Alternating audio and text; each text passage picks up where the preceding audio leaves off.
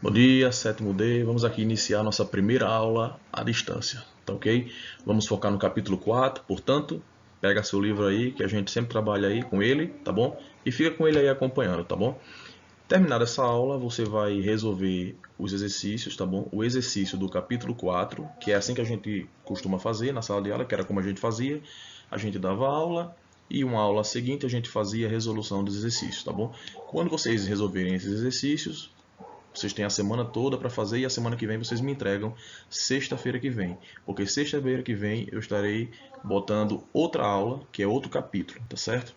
Ou um ou dois capítulos a gente bota próxima sexta-feira, tá bom? Essa é a aula que vocês vão estudar a semana, vocês vão resolver os exercícios e próxima sexta-feira a gente põe outra aula, tá bom? A gente trabalha o capítulo 5, já que agora a gente está no capítulo 4, tá certo? E o capítulo 4 ele fala sobre a classificação dos seres vivos. Pessoal, o ser humano não vive sem classificar. Tudo que ele faz na vida, ele classifica. Classifica uma roupa, classifica palavras para usar. Tem ambientes que você usa determinadas palavras, tem outros ambientes que você usa outras palavras, tá certo? Em casa, quando você vai arrumar sua roupa, você tem um lugar para guardar sua meia, você tem um lugar para guardar sua camisa, um lugar para guardar sua calça, pelo menos é assim que tem que ser. Então o que acontece? Você põe lá por quê? Porque quando você precisar buscar aquela roupa, você já sabe onde está. Beleza? Você já sabe onde guardou. Você não vai ter um trabalho toda vez que você procurar essas peças de roupa, tá certo? Então a classificação ela é algo importante não só na ciência, como também no dia a dia do ser humano, tá bom? Isso aí é um ponto. E geralmente a classificação ela é feita baseada em semelhanças. Você põe junto algo que você acha semelhante ao outro, tá certo? Por quê? Porque você vai lembrar. Olha, a meia fica nessa gaveta. Ah, e as ferramentas da casa ficam onde? Ah, fica guardada ali. Ah, e aí na cozinha, onde é que está guardada determinada panela? Fica aqui, baseado em semelhanças, tá certo? Porque quando você precisa dela, você já vai lá e pega aquele objeto, tá bom? É uma forma de organização. Numa biblioteca, quando você vai numa biblioteca, você já tem os livros catalogados. Por quê? Porque quando você precisa daquele determinado assunto de livro, você já vai naquela estante, naquele corredor e já acha facilmente, tá certo? Sem precisar estar procurando e tendo muito trabalho, beleza? E na ciência a gente usa a classificação dos seres vivos para poder facilmente estudar um animal ou não só um animal, como também outras espécies, como uma planta, e saber catalogar e estudar aquela planta e colocar ela no seu determinado grupo, para que seja mais fácil a comparação entre características, tá certo? E na ciência as semelhanças na ciência a gente chama de padrão, tá certo? Se uma coisa é semelhante à outra em espécies diferentes, a gente diz que isso é padrão, tá bom? Mas na ciência a gente usa semelhanças e usa também diferenças, tá certo? Porque, por exemplo, você vai comparar uma planta de um animal, tá certo? Todos os dois são ser vivos, mas têm características muito diferentes. Aí você já põe esses seres vivos em grupos diferentes, tá bom?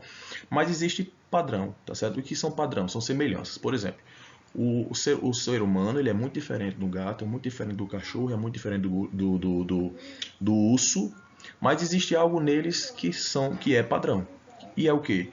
Todos eles são mamíferos. Então, no grupo dos mamíferos eles ficam juntos, porque todas essas espécies de animais, todos eles, esses seres vivos, tá certo? Que amamentam, eles são mamíferos. Então, nisso eles são padrão, nisso existe semelhança. Beleza? Então, é sempre bom. E por que é importante classificar? Para que quando você lembrar daquele animal, você lembrar que ele é mamífero, você já sabe onde vai procurar, tá certo? E fica mais fácil de estudar esses animais dessa forma. Tá bom? Aí, pessoal, não é de hoje que as pessoas tentam ou se interessam pela classificação dos seres vivos, tá bom?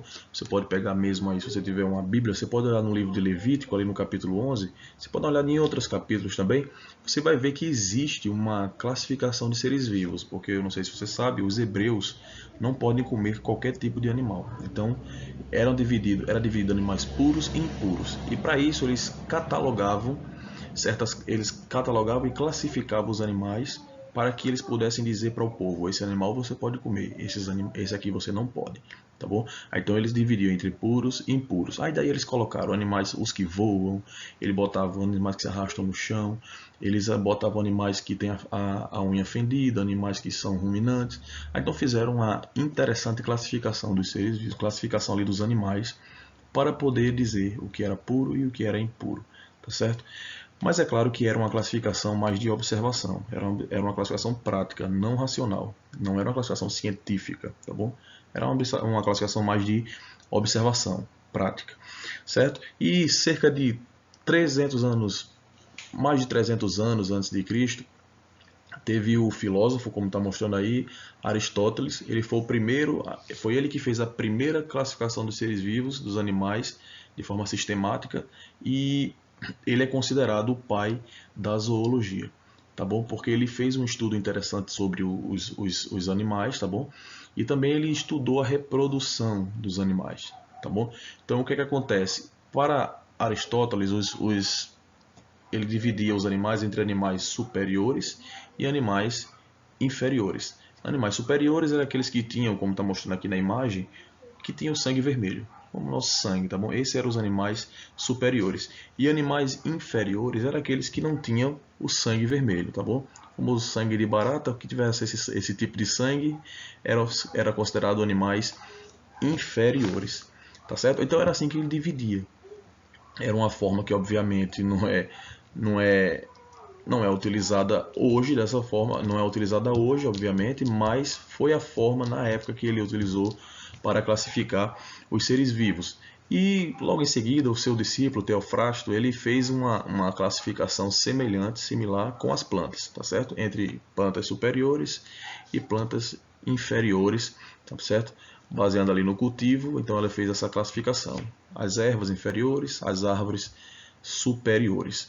Passando 12.000 anos, cerca de 12.000 anos depois, aí aparece uma classificação, pessoal, dos seres vivos mais aproximada do que a gente usa hoje, que foi criada pelo pai da taxonomia, chamado Carl Linnaeus, tá bom? A gente chama ele de Linneu, tá bom? Ele chama essa classificação dos seres vivos de classificação de sistema natural, tá certo? Então ele dividiu os seres vivos fez uma divisão com mais classes, com mais categorias e com mais informações, tá bom?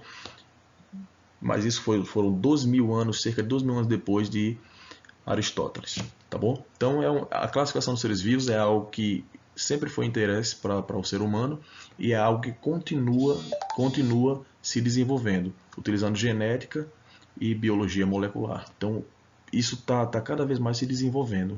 Nunca vai haver um fim para essa classificação de seres vivos.